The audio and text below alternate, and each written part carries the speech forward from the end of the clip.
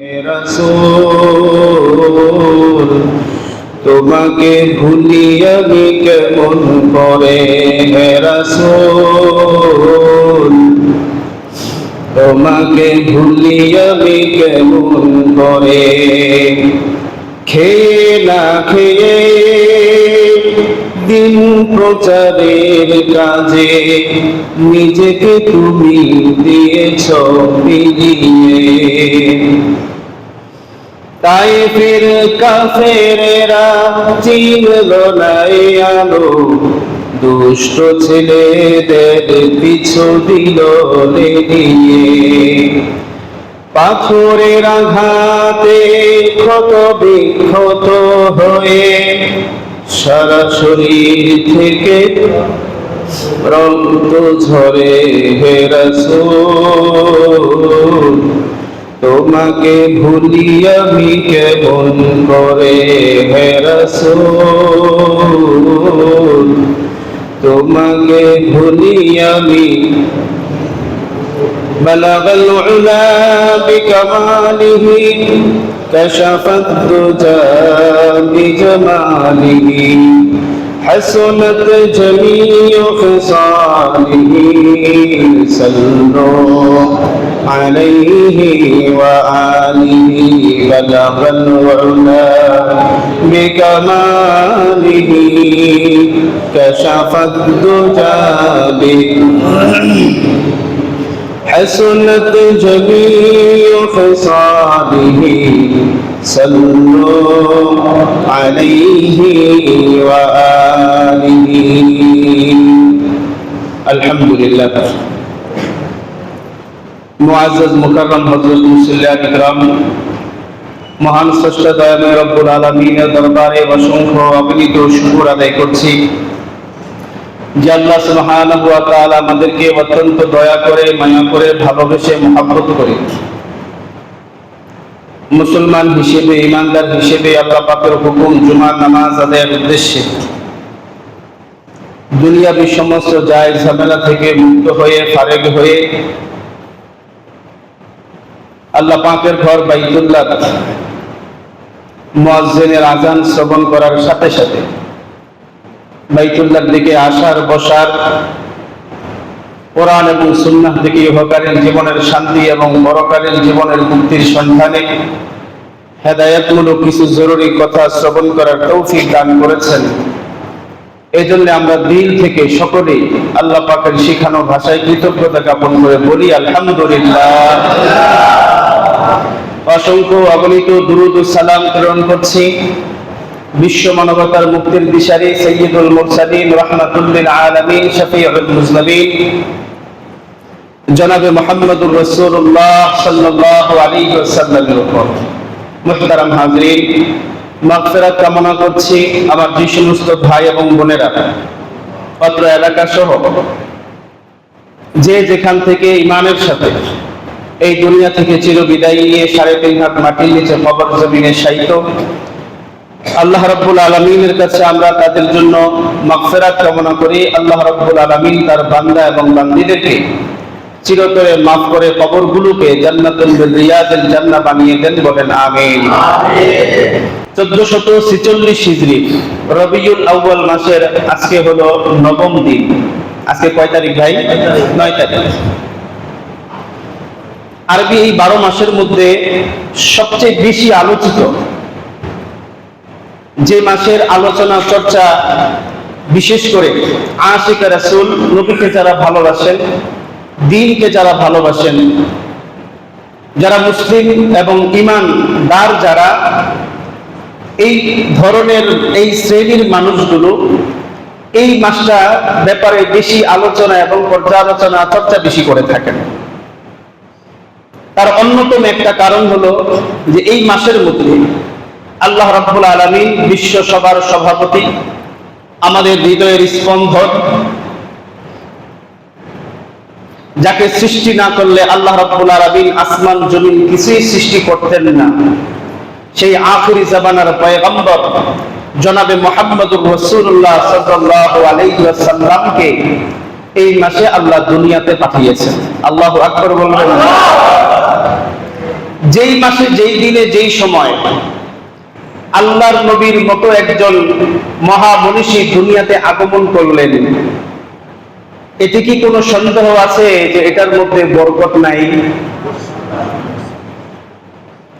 বরকতপূর্ণ, বরকতময় একটা মাস হলো রবিউল আউয়াল মাস। রাসূল আরবি মুহাম্মদুর রাসূলুল্লাহ সাল্লাল্লাহু আলাইহি ওয়াসাল্লামকে আল্লাহ রাব্বুল আলামিন আখিরি জামানার উম্মতের জন্য নবী এবং রাসূলের জিম্মাদারি দিয়ে খাতামান নবিয়্যিন বানিয়ে সর্বশেষ পয়গম্বর, এরপরে আর কোনো নবী নাই, এই সার্টিফিকেট দিয়ে আল্লাহ রাব্বুল আলামিন এই যুগে পাঠাইছেন। এতে করে আমাদের যে লাভ হয়েছে, আমরা এই বিশ্ব নবীর, শ্রেষ্ঠ নবীর আগমনের কারণে আমরা শ্রেষ্ঠ নবীর শ্রেষ্ঠ উম্মত হওয়ার সার্টিফিকেট অর্জন করতে পেরেছি। আল্লাহু আকবার। ও ভাই, আল্লাহ চাইলে আমাদেরকে আদম আলাইহিস সালাতু ওয়াস সালামের যুগে পাঠাইতে পারতেন কিনা? আল্লাহ চাইলে আমাদেরকে নূহ আলাইহিস সালাতু ওয়াস সালামের যুগে কোন এক মা বাবার মাধ্যমে আমাদেরকে ওই জমানায় পাঠাই দিতে পারতেন। আল্লাহ চাইলে জাতির পিতা ইব্রাহিম আলাইহিস সালাতু ওয়াস সালামের জমানায় কোন এক মা এবং বাবার সংমিশ্রণে আমাদেরকে ওই জমানায় পাঠাই দিতে পারতেন, আমরাও আসতে পারতাম। কিন্তু আখিরি নবীর, শ্রেষ্ঠ নবীর শ্রেষ্ঠ উম্মত হওয়ার এই যে একটা পরিচয়, এটা অর্জন করা আমাদের কারো পক্ষে সম্ভব হইতো না। বড় সার্টিফিকেট। আমরা যে শ্রেষ্ঠ উম্মত, এটা আমি এই ছোট্ট মৌলবীর ছোট্ট মুখের কথা না। আপনারা যে দামি মানুষ, শ্রেষ্ঠ নবীর শ্রেষ্ঠ উম্মত, এটা কোনো পয়গম্বরেরও কথা না। যিনি শ্রেষ্ঠত্বের এই নিয়ামত দান করেছেন, স্বয়ং আল্লাহই কোরআনে আপনাদেরকে ঘোষণা দিয়েছেন। আল্লাহু আকবার। আল্লাহ বলেন, কুনতুম খায়রা উম্মাহ। এই খায়র, এই শব্দের আরবি শব্দের অর্থ হলো শ্রেষ্ঠ, মানে এর চেয়ে, এর উপরে আর কেউ নেই। খায়রুন শব্দের অর্থ হইল এত শ্রেষ্ঠ যে এর উপরে আর কেউ নেই। আর উম্মত তো এটা বাংলায় বোঝেন, উম্মত মানে হইল দল, জাতি। আল্লাহ বলেন, কুনতুম, তোমরা হলে খায়রা উম্মাতিন, আদম থেকে শুরু করে আখিরি জামানার পয়গম্বর পর্যন্ত যত নবী আর যত রাসূল আমি আল্লাহ দুনিয়ায় পাঠাইছি, এবং প্রত্যেক নবী আর রাসূলের যত উম্মত দুনিয়াতে এসেছে আর গিয়েছে, বিগত হয়েছে, ওই সমস্ত উম্মতের মধ্যে আমি আল্লাহ তোমাদেরকে শ্রেষ্ঠত্ব দান করলাম। কত দাম আপনাদের! এই শ্রেষ্ঠত্বেরও কারণ আছে। কেন আল্লাহ এত শ্রেষ্ঠত্ব আমাদেরকে দান করলেন, আমাদের মর্যাদা কেন এত বেশি দিলেন, এটারও কারণ আছে। আল্লাহ সুবহানাহু ওয়া তাআলা আখিরি জামানার পয়গম্বরকে আখিরি জামানায় পাঠাবেন, একেবারে নবীর সিলসিলায় সর্বশেষ নবী সেই জামানায় পাঠাবেন। এই জন্য আল্লাহ সুবহানাহু ওয়া তাআলা নবী যেই বংশে আসবেন, বংশধারা, ওই বংশটাকে আদম থেকে আব্দুল্লাহ পর্যন্ত, নবীদের বাবার নাম কি? নবীদের বাবা পর্যন্ত আল্লাহ তাআলা সেই আদম থেকে পৃথিবীর প্রথম মানব, প্রথম নবী, প্রথম রাসূল হযরত আদম আলাইহিস সালাতু ওয়াস সালাম থেকে শুরু করে একবারে শেষ জামানায় নবীদের আগমন পর্যন্ত, এই আব্দুল্লাহ পর্যন্ত এই বংশের ধারাটাকে আল্লাহ রাব্বুল আলামিন সকল প্রকার অবিচার, বেবিচার, গুনাহের স্পর্শ থেকে আল্লাহ হেফাজত করছেন। আল্লাহু আকবার। কেন? এই সিলসিলায় এমন একজন মানব আসবে, তিনি হবেন শুধু উম্মতের নবী না, নবীদেরও নবী। আল্লাহু আকবার বলেন। সাইয়্যিদুল মুরসালিন, সাইয়্যিদুল আম্বিয়া, ওই নবীদের ইমাম হবেন, নবীদেরও নবী হবেন আমাদের নবী। আল্লাহু আকবার বলেন।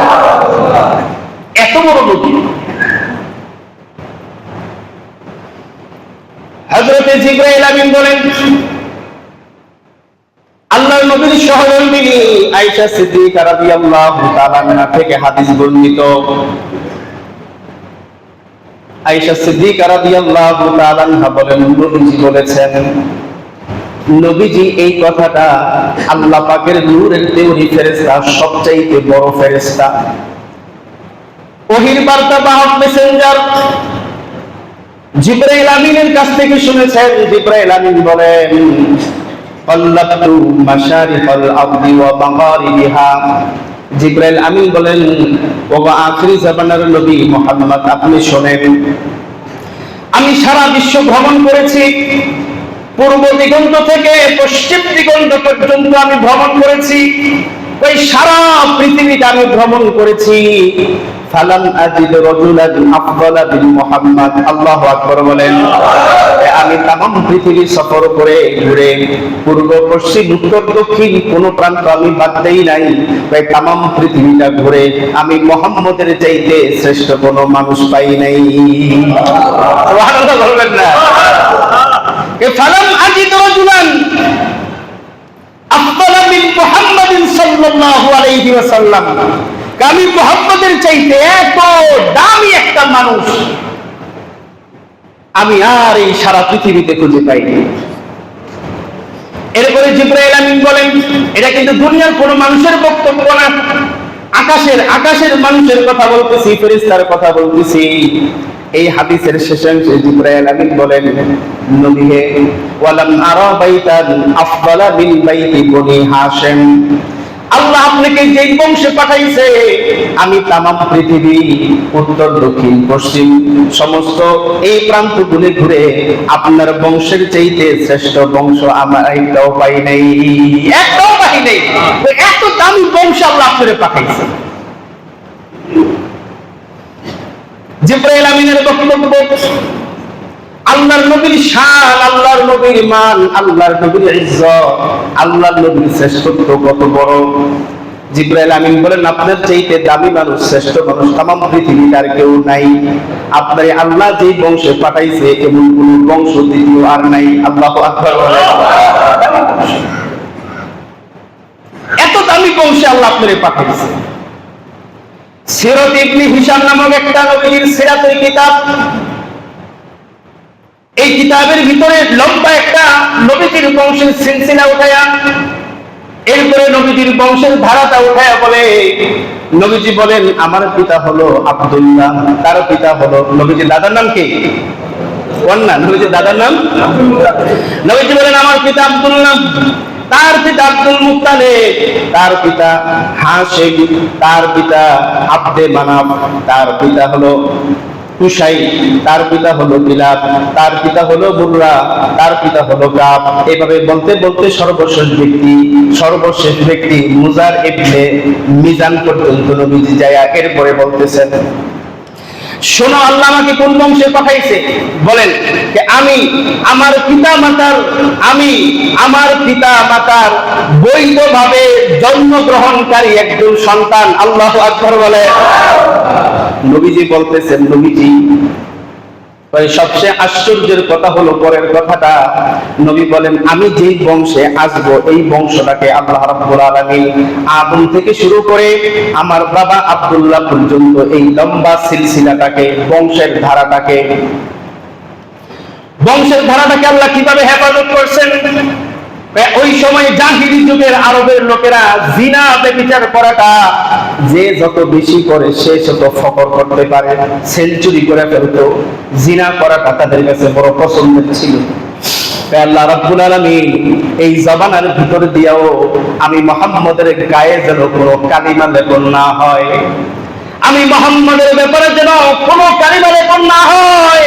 আমি যেই বংশের ধারায় এসেছি, আল্লাহ রাব্বুল আলামিন আদম থেকে শুরু করে ওই ধারাটাকে মুহাম্মদ পর্যন্ত, আমি দুনিয়াতে আগমন পর্যন্ত আল্লাহ রাব্বুল আলামিন ওই সিলসিলার সমস্ত পুরুষ আর মহিলাকে ব্যভিচারের সংমিশ্রণ থেকে আল্লাহ নিজ গুণে হেফাজত করেছেন। আল্লাহু আকবার বলেন। নবীর শান মানের হেফাজতের জন্য আল্লাহ আগে থেকেই প্ল্যান করে রেখেছেন। আদম থেকে হেফাজত করা শুরু, আদম থেকে নবীজির পিতা আব্দুল্লাহ, নবীজির দাদা আব্দুল মুত্তালিব পর্যন্ত আল্লাহ রাব্বুল আলামিন এই লম্বা সিলসিলাটাকে আল্লাহ গুনাহের কাছ থেকে হেফাজত করছেন। সুবহানাল্লাহ।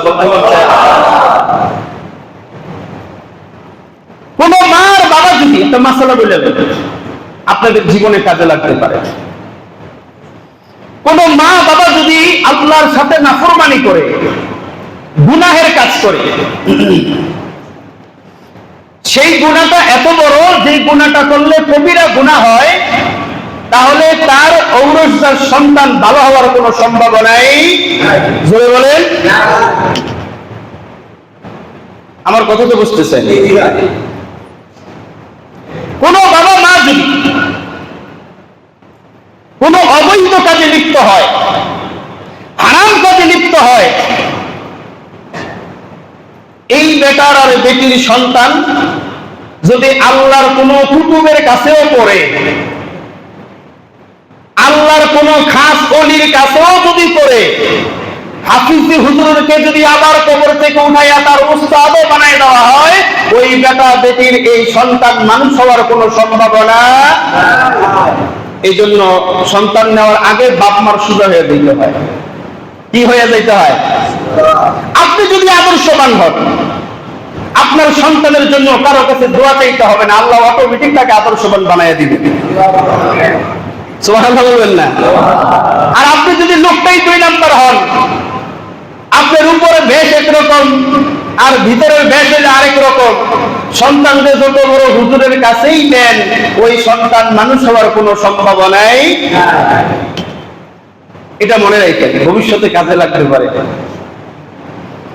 আমার প্রিয় ভাইয়েরা, বিশ্ব নবীকে আল্লাহ আখিরি জামানায় পাঠাবেন, এই জন্য তার সিলসিলার নারী এবং পুরুষকে পৃথিবীর সেই প্রথম জামানা হযরতে আদম আলাইহিস সালাতু ওয়াস সালাম থেকে আল্লাহ হেফাজত করে নিয়ে এসেছেন। সুবহানাল্লাহ। ভাই, এত কঠিন জামানায় আইয়ামে জাহিলিয়াতের যুগ, এই শব্দটা বললে সবার বুঝে আসে যুগটা কেমন ছিল,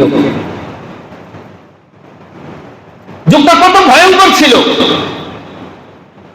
ওই যুগে থেকেও যেই যুগের ঘরে মদ না থাকলে তাকে মানুষ সোসাইটির মানুষই মনে করতো না। মদ খাওয়া হালাল না হারাম? জিনা ব্যভিচার করা হালাল না হারাম? ওই জামানায় এইগুলোকে তারা বৈধ বানাইছে। শুধু নিজের স্ত্রী না, কাজের লোক, দাসী, এই দাসীর সাথে এই কাজ করত। রাস্তায় তো পছন্দ হয়েছে, তো ধৈর্য নিয়ে আসছে। তাহলে কতটা সহজ ছিল? বাপ বেটা মিলে একজনের সাথে এই ধরনের হারাম কাজে লিপ্ত হয়েছে। এর মানে কি? বাবা ছেলের সাপোর্ট দিয়েছে, ছেলে বাবারে সাপোর্ট দিয়েছে। আমাদের জমানায় বাপ বেটা মিল্লা গাঁজা খায়, বাবা টানে আর বিড়ি খায়, আছে না এরকম? ওই জমানে এটাও ছিল। ওই জমানে তো বাবা আবিষ্কার করেনি। ও ভাই, নবী আল্লাহ পাঠাবেন যেই ঔরসে, যেই বংশে, ওই বংশটারে আল্লাহ পৃথিবীর প্রথম জামানা থেকে আল্লাহ রাব্বুল আলামিন এইভাবে গুনাহের সংমিশ্রণ থেকে হেফাজত করছে। কেন?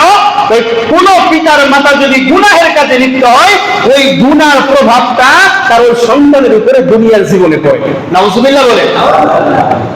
এটা আপনার মতো আমার মতো সাধারণ মানুষ না, আখেরি জামানার পয়গম্বর। আপনার মতো আমার মতো সাধারণ কোন মানুষ না সে। এই জন্য সেই পৃথিবী আল্লাহ এমন না যে তার দাদার থেকে হেফাজত করছেন বা দাদার বাবার কাছ থেকে হেফাজত করছেন, না না।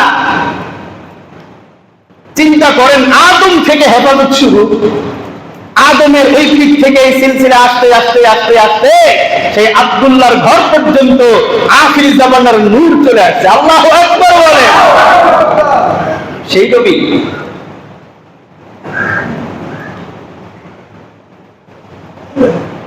আমার প্রিয় ভাইয়েরা,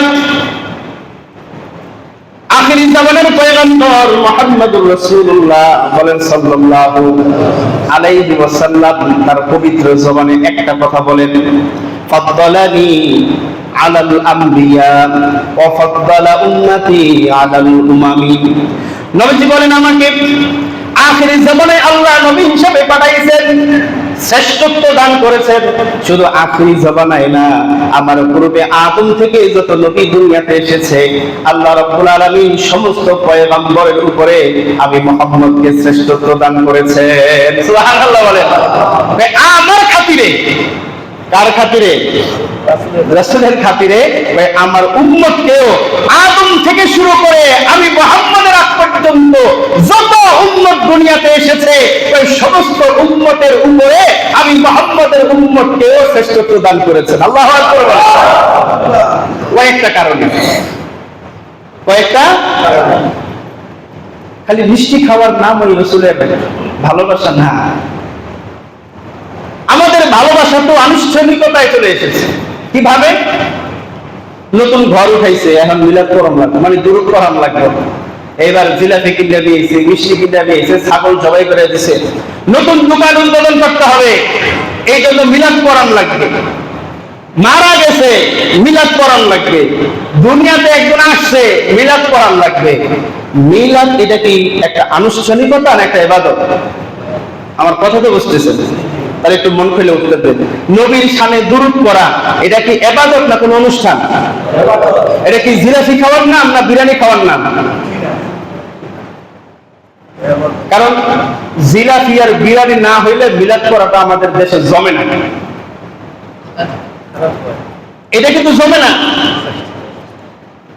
আমরা তো বিভিন্ন ওয়াজ মাহফিলে গেলে অবাক হই, যেখানে আমাদের খ্রিস্টানদের বসতে দেয় তার পিছনে এরকম কয়েক ডজন ডেক নাড়াচাড়া করতে থাকে। জিজ্ঞেস করি যে ডেক কেন, ওয়াজ মাহফিলে ডেক কেন? হুজুর খাওয়া ছাড়া পাবলিক ওয়াজ শুনতে আসতে চায় না। কোন জায়গায় ওই যে রাস্তা দিয়ে মানুষ ঢুকে ওই রাস্তার ভিতরে ডেক সব সাজায় রাখে। এগুলো সামনে কেন? ওই ডেক যতক্ষণ আছে পাবলিকও ততক্ষণ পর্যন্ত আছে। আপনি হাসতেছে, চরিত্র মিলান। আমাদের চরিত্র কোন জায়গায়? রাগ করে না, আমাদের মসজিদের চিত্রটা বলি। মিষ্টির পোটলা সামনে রাখতে হবে কেন? জিলাপির পোটলাটা আইনা সামনে রাখতে হবে কেন? পিছনে রাখলে কিন্তু চুরি করে নিয়ে যাবো কেন? এটা একটা মাকসাদ আছে। মাকসাদটা কি? যে নামাজের পরে মিলাদ হবে, নামাজের পরে দোয়া হবে, এই যে মিষ্টির পোটলা সবাই নিয়ে যায়। আমরা মাইকে ঘোষণা দেই না? আমি আবার ঘোষণা দিই ব্যতিক্রম, যাদের পক্ষে সম্ভব তারা নিয়ে যায়, আর যারা দোয়া করছেন মিষ্টির আশায় না তারা তো নিয়ে যাবে। এইটা হলো আমাদের নবীর ভালোবাসা। এটা নবীর ভালোবাসা না জিলাপির ভালোবাসা? এটা কি নবীর ভালোবাসা না খিচুড়ির ভালোবাসা? এই খিচুড়ির আর জিলাপির ভালোবাসা দিয়ে নবীর সাফায়াত পাওয়া যাবে কি? জোরে বলেন যাবে? যাবে। এই জিলাপির আশেক আর বিরিয়ানির আশেক আর খিচুড়ির আশেক এটা কি আসলেই নবীর আশেক? এটা তো ভণ্ড ছাড়া আর কিছুই না। এই জন্যই তো দেখেন না, গাঞ্জা বাবাদের আসর যে ভাঙ্গা শুরু হয়েছে, গাঞ্জা বাবারা গাঞ্জা নিয়েই মাঠে নামছে আন্দোলন করার জন্য, লাঠি সোটা নিয়ে নেমে গেছে মাঠে। কেন? ওই এতদিন তো মানে খাবার দাবার গাঞ্জা টানার একটা সুন্দর পরিবেশ ছিল। এই পরিবেশের উপর এখন যখন আঘাত করা হয়েছে তখন তারা ভাবছে আমাদের তো নাই, কোনো পুঁজি তো নাই। সাংবাদিক জিজ্ঞেস করা হয়েছে আপনি সূরা ফাতিহাটা বলেন। ভাই পারি না। তুমি মাজার রিলেটেড খাদে এত বড় আল্লাহর ওলি, তুমি গায়ে পর্যন্ত জামা থাকে না, মোজ কাটার তোমার টাইম নাই, মোজ ধৌত করার টাইম নেই, জট লাগিয়ে দিতেছে। কিতাব বলে একটা চুল আরেকটা চুলের সাথে জট লাগতে হইলে 101টা শয়তানের প্রসাব লাগে। নাউজুবিল্লাহ বলেন। তাহলে যার পুরা মাথায় জট, কি পরিমাণ শয়তানের প্রসাব হিসাব আছে কোনো? এই জটালাও আমাদের কাছে বড় আল্লাহর ওলি। নাউজুবিল্লাহ বলতে মন চায় না? ও ভাই, এটার নাম আশিকে রাসূল না, এটা হলো সিন্নি জিলাপি বিরিয়ানি আর তেহারির আশিক। যতদিন আছে ততদিন ও আছে, জিলাপি আর বিরিয়ানি নেই দেখবেন ও নাই। এই আমাদের আশেপাশে বহুত লোক পাইবেন, দাবি করে সে আলীর আশেক, দাবি করে হাসান হুসাইনের আশেক, দাবি করে নবীর আশেক, মাথা থেকে পা পর্যন্ত চিরুনি অভিযান দিলেও একটা দাড়ি খুঁজে পাওয়া যায় যার মুখে দাড়ি নেই, সারাদিন চিল্লাইলে আশেক রাসূলের দাবিটা সত্য না মিথ্যা? যার মাথায় নবীর একটা সুন্নত টুপি থাকতে পারে না, যার গায়ে নবীর সুন্নত একটা পাঞ্জাবি থাকতে পারে না, যার পকেটে নবীর সুন্নত একটা মেসওয়াক থাকতে পারে না, সে যদি সারা দিন মাইক দিয়া চিল্লায় আমি নবীরে ভালোবাসি, আসলেই কি সে নবীরে ভালোবাসে না অন্য কিছু ভালোবাসে? অনেকে দেখবেন লাল কাপড় দিয়া ডেক বসাই দিছে, নবীর আশেক। মাথার মধ্যে লাল গামছা বাঁধা লাইছে, নবীর আশেক। কোন সাহাবী মাথার মধ্যে লাল গামছা বাঁধছে? কোন সাহাবী রাস্তার মধ্যে ডেক বসাইয়া ভিক্ষা কইরা নবীরে ভালোবাসে এবং বিরিয়ানি আর সিন্নি খাওয়াইছে? এইগুলো কি আপনাদের মাথায় ঢোকে না? আমার কথাটা ঢোকে নি ভাই। ওখানে তো আপনারা দান করতেছেন, হাই রে কি আসে কেটে কিছু। আমরা কিন্তু সবাই দান করতেছি, দেখা সেটা বুঝা লাল কাপড়, লাল চিহ্ন, এটা কি, এটা কিসের সংকেত? তাহলে আপনি বিপজ্জনক যাই নাও, আপনি কেন আপনার হালাল টাকাটা আপনি নাপাক করতেছেন? এগুলো তো সাধারণ কেন ধরার কথা। ও তো যাই না বুঝতেই লাল সালুকা দিছে এখানে যে এটা বিপজ্জনক, আইও না, সাবধান। আমি তো গেছি, আমার পুঁজি খিচুড়ি খাওয়া, আমার পুঁজি সিন্নি খাওয়া, আমার পুঁজি হলো বিরিয়ানি খাওয়া, তুমি আইও না। না না, কিন্তু আমি তো এমন ভালোবাসা, আমার এমন ভালোবাসা, ডেঞ্জারাস প্রতীক পাওয়ার পরেও আমি সেখানে আমার হালাল টাকাগুলো সেখানে ফালাচ্ছি। জাহান্নামে যাওয়ার জন্য এতটুকুই যথেষ্ট। নাউজুবিল্লাহ বলবেন না? নিজের হালাল টাকা হারাম টাকায় খরচ করা জাহান্নামে যাওয়ার জন্য একটা টাকাই আপনার কপাল পোড়ার জন্য যথেষ্ট। নাউজুবিল্লাহ বলতে বলছে না, না আরো দান করবেন। কালকে যদি আমাদের ইমাম সাহেব মসজিদের সামনে একটা ডেক বসাই দেন যে রবিউল আউয়ালের 12 তারিখ আগামী সোমবার লন একটা খিচুড়ি খাই সবাই, একটা ডেক বসাই লেখেন, ইমাম সাহেব বসাইছে বা আমার নাম দিয়ে দিছে, খতিব সাহেবের পক্ষ থেকে এই লাল চাদরের সিন্নি হবে, খিচুড়ি হবে, আমাদের লতিফ ভাই রান্না করবে, আপনাদের সবাই শরীক হন, কি করবে? হয়ে যাবে না? ডেক টাকা দিয়ে হয়ে যাবে। কিন্তু আপনি কি একবার একটু যাচাই করলেন না যে এটাই কি নবীর ইশক আর মহব্বত? এটার ভিতরেই কি নবীর ভালোবাসা? এটাই কি আবু বকর করেছিলেন? এটাই কি ওমর করেছিলেন? এটাই কি ওমর করেছিলেন? এটাই কি আলী করেছিলেন? আপনার আমার ভালোবাসা আবু বকরকে কি ছাড়াইয়া চলে গেল? ওমরকে ছাড়াইয়া উঠে গেছে? হায় হায়। ও ভাই, এই কথাগুলো এই মাসের মধ্যে আমাদেরকে বুঝতে হবে আসলে নবীর ভালোবাসাটা কি, নবীর মহব্বতটা কি। আমরা নবীর মহব্বতের সাইনবোর্ড লাগাইয়া দুনিয়ার যত বেদাত এগুলো সব সমাজে আঞ্জাম দিচ্ছি আর দাবি করতেছি আমি আশিকের রাসূল। না না, তুমি আশিকের রাসূল না, তুমি নবীর একটা শত্রু, তুমি বন্ধু না, তুমি শত্রু, তুমি আদুউর রাসূল, তুমি আশিকের রাসূল হইতে পারো, তুমি ডাকাত, তুমি চাঁদাবাজ, তুমি সিন্নিখোর, তুমি বিরিয়ানিখোর, তুমি খিচুড়িখোর ছাড়া আর কিছুই না। কথা ঠিক কিনা? এই খিচুড়িখোর, সিন্নিখোর, জিনাফিখোরকে দেখলে আপনাদেরকে প্রতিরোধ করে তুলতে হবে। পারবেন ইনশাআল্লাহ? আমার নবীর শানে বেয়াদবি করবে, আমার নবীর ইজ্জত নিয়ে টানাটানি করবে, তার সাথে আমাদের কোনো সম্পর্ক থাকতে পারে? কথা একটাই, ইনশাআল্লাহ বলেন, ইনশাআল্লাহ বলেন। আমরা ইবাদতের নামে বেদাত করব না, কাউকে আমাদের সমাজে করতে এতদিন বুঝি নাই, করছি, আজকে থেকে আল্লাহর কাছে তওবা করব। রাজি আছেন ইনশাআল্লাহ? আল্লাহ আমাদের সবাইকে বুঝার তৌফিক দান করুন, ইবাদতকে ইবাদত মনে করার তৌফিক দান করুন, বেদাতকে বেদাত মনে করে পরিত্যাগ করার তৌফিক আল্লাহ আমাদেরকে দান করুন। আমার প্রিয় ভাইরা, লম্বা কথা আরো বলবো ইনশাআল্লাহ, তবে আজকে একটা বিশেষ মাকসাদে এই পর্যন্তই থাকলো। শুধু একটা কথা আপনাদেরকে আজকে মেসেজ দিলাম, আল্লাহ রাব্বুল আলামিন নবীদের পাঠাবেন দুনিয়াতে, এই জন্য আয়োজনটা পৃথিবীর শুরু থেকে। আল্লাহু আকবার বলেন। তাকে পাঠাবেন যেই বংশ দ্বারায়, যেই ঔরসে, এই ঔরসটা আল্লাহ হেফাজত করছেন কার থেকে? জোরে বলেন, কার থেকে? আদম আলাইহিস সালাতু ওয়াস সালাম থেকে নবীজির বাবা আর মা পর্যন্ত আল্লাহ হেফাজত করে নিয়ে আসছেন। সুবহানাল্লাহ বলেন, সুবহানাল্লাহ বলেন, সুবহানাল্লাহ বলেন। এতটুকু মনে রাখেন। বাকি লম্বা কথা আমরা মাস ধরে বলবো ইনশাআল্লাহ।